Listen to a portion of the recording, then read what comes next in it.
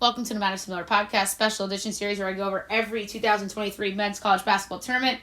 This was a big one. The Big East Tournament held yearly at the best arena in sports, hands down, best arena in the world for entertainment too, Madison Square Garden in New York City. Should be a fun tournament as always. It begins on Wednesday, March 8th. At 3 o'clock Eastern on Fox Sports 1, quarterfinals Thursday, March 9th, semifinals Friday, March 10th, and then the championship game Saturday, March 11th, 6:30 p.m. Eastern on Fox. All right, your seedings for this tournament. Your 1 seed, the Marquette Golden Eagles, 25-6 overall, 17-3 in conference play. Your 2 seed, the Xavier Bulldogs, 15th in the country. Marquette 6th, by the way. Xavier, 23-8 overall, 15-5 in conference play. Your 3 seed, the Creighton Blue Jays, 24th in the country, 20-11 overall, 14-6 in conference play. Your 4 seed is the UConn Huskies, number 11 in the country, 24-7 overall, 13-7 in conference play. Your 5 seed is Providence, the Friars, 21-10 overall, 13-7 in conference play. Your 6 seed, the Villanova Wildcats, 16-15 overall, 10-10 in conference play. Your 7 seed is Seton Hall, 17-14 overall, 10-10 in conference play. Your 8 seed is St. John's, the Red Storm, 17-14 overall, 7-13 in conference play. Your 9 seed is Butler, the Bulldogs, 14-17 overall, 6-14 in conference play. Your 10 seed is DePaul, 9-22 overall, 3-17 in conference play. And your 11 seed, the Georgetown Hoyas, 7-24 overall, 2-18 in conference play. All right, so let's get going with it. First round, Wednesday, March 8th, 3 o'clock, Fox Sports 1 is where it all begins.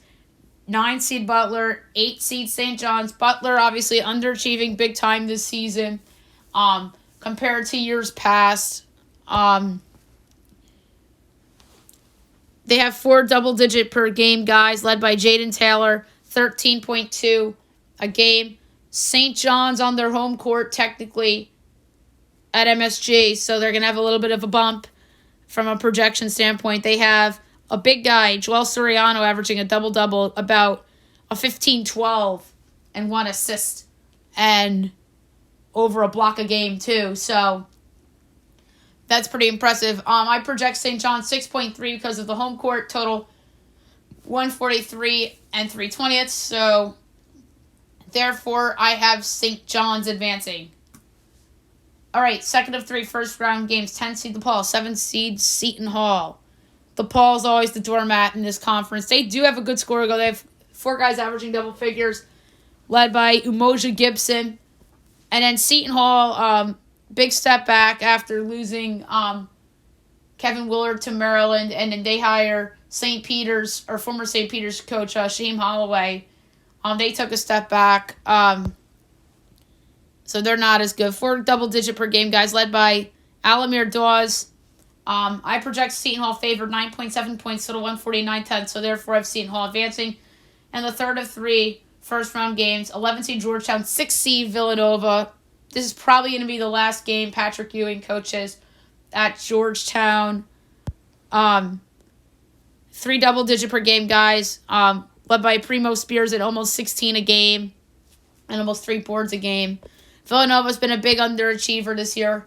We talk about North Carolina killing them constantly for how bad they've been. I think Villanova deserves the same a little bit. But for them, they have the Justin Moore injury. And they lost Jay Wright, too, which Kyle Neptune, year 1 on the job, obviously very difficult. So Nova, their lead guy, Eric Dixon at 15-7 a game.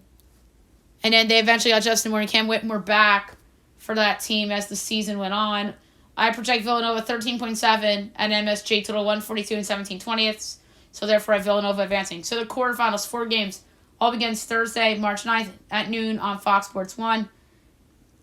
I would have 8 seed St. John's, 1 seed Marquette. Marquette's been the best team in this conference all year long. Shaka Smart not only should be the Big East Coach of the Year, but he should be the National Coach of the Year for taking a team that was picked 9th in its conference preseason poll to winning an outright conference championship. That's what gets you to National Coach of the Year award. All due respect to Bill Self. He's done a wonderful job but it's still Kansas, and I understand he was in a tough league and everything, but Kansas was still supposed to be good. Marquette was not supposed to be good. They were supposed to be probably an NIT team, according to the experts before the season. I forget where I had Marquette. I think I had them like 9th in the preseason, honestly. But anyway, Marquette, led by Cam Jones at 15.3 points a game. Tyler Cole looks really good too. I project Marquette 7.8 over St. John's at the Garden. Would have been 10.8 if it wasn't at the Garden. Say if this tournament was held at the Barclays Center instead. Then it would be 10.8 Marquette. But there's going to be a lot of St. John's fans there because it's technically their home court. Although their home court is also the Karasenko Arena, but they do play at the Garden, so it's technically a home court of theirs. So Marquette 7.8, so I have Marquette advancing. Second to four quarterfinal games, 5 seed Providence, 4 seed UConn. Providence, they're a very deep team. They're 5 deep, led by Bryce Hopkins at over 16 a game and over 8 rebounds a game too. UConn has been a little bit of a roller coaster this season, has a great resume for March, and kind of fell off a little bit in Big East play. Their best player is Adama Sanogo, averaging nearly 17 a game and over 7 boards. As they have 3 guys averaging double digits per game. I predict UConn by 3, total 146 and 4/5, so I have UConn advancing. Third of 4 quarterfinal games, 7 seed Seton Hall, 2 seed Xavier. We talked about Seton Hall. Xavier has had a good year 1 with Sean Miller back at the helm. What's unfortunate for them is that Zach Fremantle is out for the season. He hasn't played since January 28th at Creighton. He was supposed to come back, but it was reported by CBS's John Rothstein that he is done for the season, so that's a big loss for Xavier. But I still think they're going to be in good shape to make the tournament. They're led by Sully Baum at almost 17 a game. I project Xavier 6.3 over Seton Hall, so therefore I have Xavier advancing in the last of 4 quarterfinal games, 6 seed Villanova, 3 seed Creighton. I actually think this is going to be a really good game with Nova's guys back. I honestly wouldn't be stunned if Villanova's a favorite in this game because of the name brand and they're playing at the Garden. Some of their fans are going to show up and whatnot. But Creighton's a good team. They're kind of just been like a roller coaster this year. They're led by Ryan Kalkbrenner, averaging over 15 a game. I project Creighton only 3.2 over Villanova, so I have Creighton in the semifinal. So a chalk semifinal. Friday, March 10th, it all begins. 6:30 Fox Sports 1. It would be 4 seed UConn, 1 seed Marquette. I love this Marquette team. I think they're great. I think they deserve a 2 or a 3 seed come the tournament. I think they're likely to be on the 3 line. I love Jones and Kolek. Olivier Maxine Prosper is a good player. So is Oso Iguodaro. But I think UConn is just poised to go on yet another run. We talked about Sanogo. They also have 2 other really good players in Jordan Hawkins and Tristan Newton.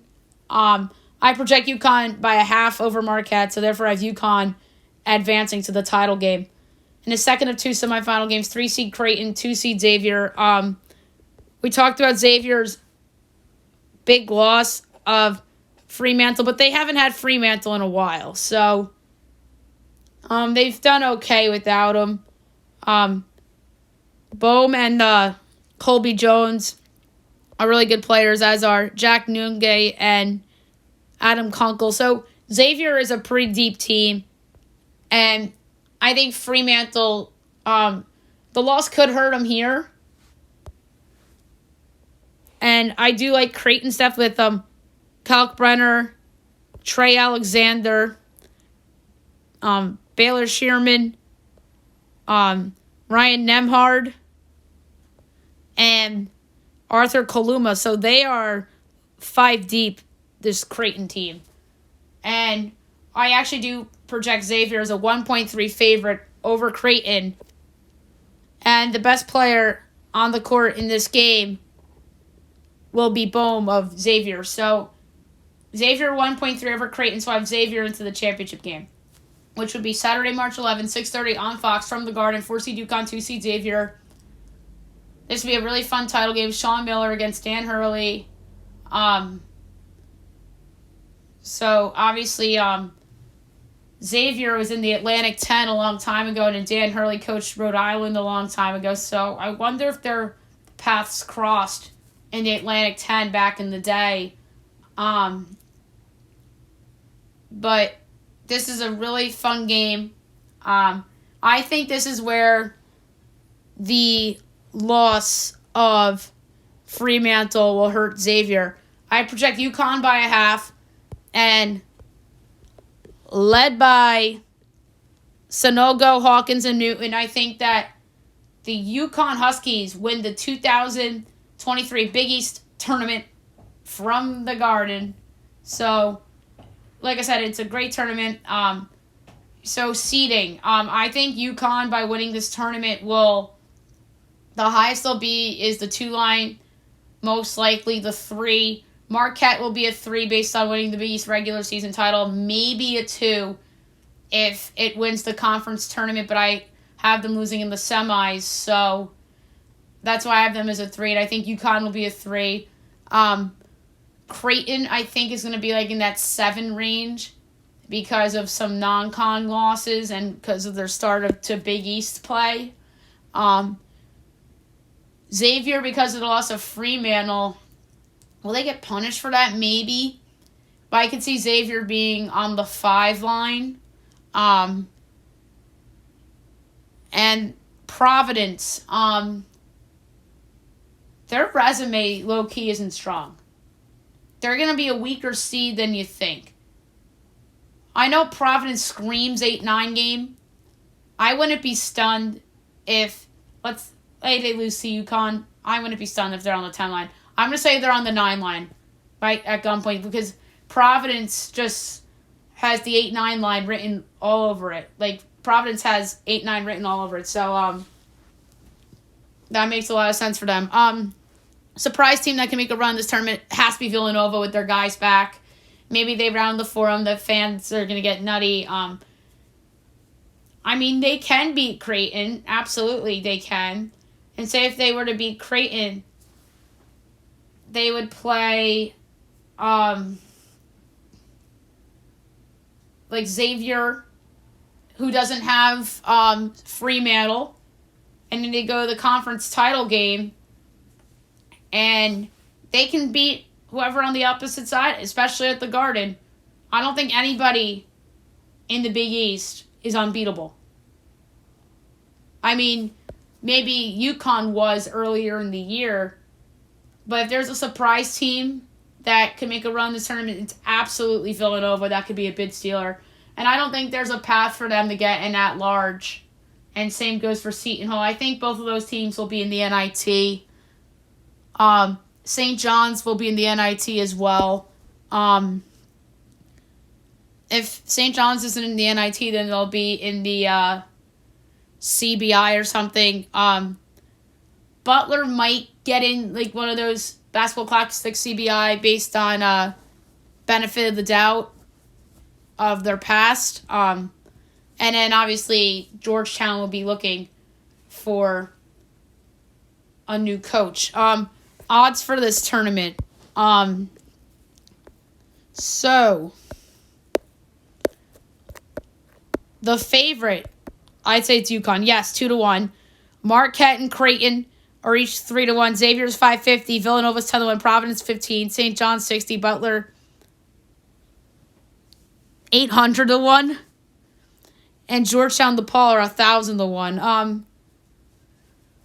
Getting Nova at a double digit to 1, I think is good value. So by default, I'd say Villanova's valuable. Even Providence at 15 with its depth. So I think the more value is Villanova because they're not in single digits. And then the other value play would be Providence. And then if you want to get frisky and cute, St. John's at home at 60-1 is some decent value as well. All right, so that's it for the Big East tournament. Next up will be the Big 12, which should be a lot of fun.